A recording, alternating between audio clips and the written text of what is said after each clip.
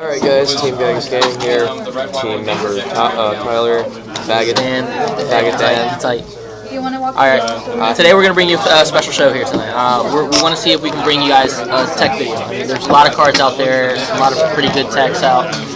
Some people are too used to and too busy like working on the meta and all that fun stuff that they don't like to branch out of their comfort zone. I mean, some of the cards we're going to introduce here are common cards that you see them as tech cards. Other cards, not so common, and some cards just to, they see play. Okay, card number one. Okay, Forbidden Lance, broke shit. It's a good card. It's been seeing a lot of play lately. It's really nutty. It just helps a lot. Chill. Like so many people here are talking loud as hell, so it's fine. Forbidden Lance. I mean, it's been seeing a lot of play lately. It's easily one of the nuttiest cards, both offensive and defensive versatility. It's kind of self-display, but in some decks, as a tech card, it's not bad as a one-of, because, I mean, it really does catch people off guard. Due to its versatility, a one-of is not really bad. Another techie card, although it's been seeing a lot of play in the side deck, it can see play in the main deck, which is Soul Taker. I played one Rabbit main deck.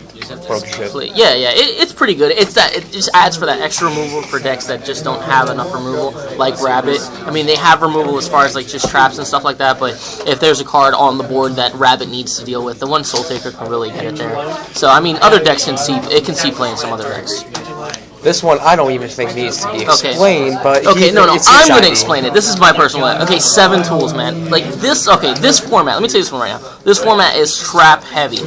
Some decks just can't handle Royal Decree. Some decks just can't handle Royal Decree. Paying 1K nowadays is not that bad. Or if we're paying 2K for fucking Warning, I'll pay 1,000 to negate like a Solemn Judgment, or I'll pay 1,000 to negate something. The fact that it is counter trap for 1,000 points, it's not bad. It can keep up with Solemn Judgments. It can keep up with Solemn Warnings that can really cost you games. So it's not bad as a tech card. Really check it out. Okay.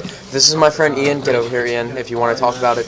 This is his tech. It's god awful, but it's not awful. We're trying to experiment ideas. We're getting out of our comfort zone here. So, alright, so my tech that Tyler didn't want to do is Ghost Ship. Now, what are you thinking why this is a tech card? Well, for decks like Chronomaly and surprisingly Heretics, because you run a lot of lights in Herax, and for Chronomaly you can get the OTK with the whole number 33 and stuff, and it just works out. More consistency. Thank you, Tyler. Like a free level 5 and a little bit more consistency. It's not bad. One of my favorites now. My favorite, Leech in the Light. My locals, light as shit. Agents. Dragons, too much. Broke shit, win, no reason. Now our last tech. Now a lot of people It's a side deck. It's a side deck card. It can be main deck in a couple decks depending on how your format is depending on how the format is and all that fun stuff. I mean, it's really overall really nutty. It hasn't been seen play lately because it's been undershadowed based on Zectors and all that stupid crap. But since all that's pretty much been neutered and fixed, yeah, Fossil Dino.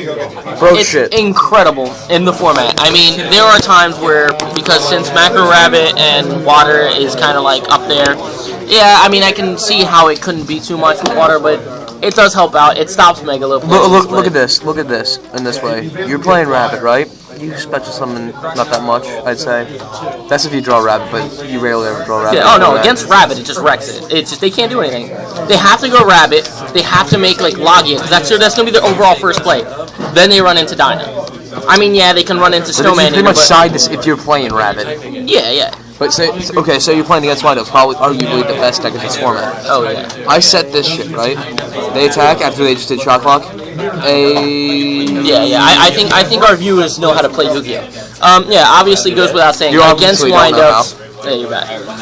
Against windups, it's a really nutty card. Against 6 Sams, it's a pretty nutty card. Anything that needs to there's so many cards that need to at least go over 40% on special summoning in one turn to make a power play. So getting at least a 2-of for Fossil Dino is really good. But the most important thing that I like about Fossil Dino is its versatility. Like, for example, if you're playing with Rabbit or if you're playing with other decks, not only do you have the option of popping everything on board, but also locking special summon can be very very, very important. Like in Inzectors, this can be kind of dangerous because Inzectors don't really need to special summon. So as long as you're just playing, as long as you're turtling this with like Messenger or some shit like that, you can just pretty much control the board and start popping whatever you need. You see, I wanted to do Messenger of Peace instead of this one. Yeah, okay, he wants to talk about Messenger of Peace, and Messenger of Peace, I'm not going to say it's not a bad card, because it's not. It's just one of the best cards in the format. It's, you know, it's here's what I do. You know how Inzector's like main deck with 3 threatening war? Thank you. You know how Inzector's main deck with 3 threatening war? Bullshit. Constant threatening roar. Like all these decks they play big beaters, big as shit. This stops it. They open up that hand like a motherfucking Jesus. And it's good. All right, now the counter argument to that is the fact that it's an MST away from a very bad time, whereas T-Word becoming a little bit more changeable. Now here's where I bring up my argument. Okay, if you're I probably already have on the back row, right? You're going to waste MST on this, and I'm probably got like my Solemn Judgment, my Solemn Warning face down, whatever I need, and I'm just rolling up the hand like I'm Jesus Christ. I don't play Warning. Okay, now let's talk about this being a tech as the overall tech, not just for Inzectors. For other cards, yeah, Messenger of Peace is a pretty good card. I mean, it's kind of obvious though, because it's definitely one of the strongest cards in the format right now, stopping a lot of decks, and the fact that you can just trigger it out whenever you need to makes it unbelievable. Definitely one of the best cards in the format. I made deck 2 of these when I was playing lineups. Broke shit. Yeah, well, yeah, you're playing with lineups. All you have to do is just set up foundation, and then just, I have everything I need. You lose. Alright, so... But yeah, it's definitely really one of the best cards out there. Stopping XYZ, stopping a lot of plays, it's really, really nice. And for 100 points, that's nothing. 100 points, I don't give a fuck about 100. Exactly. Alright, see you guys. This is our first video of Tech for Thought. My favorite one. Let's see this. Oh, yes. Gets it there.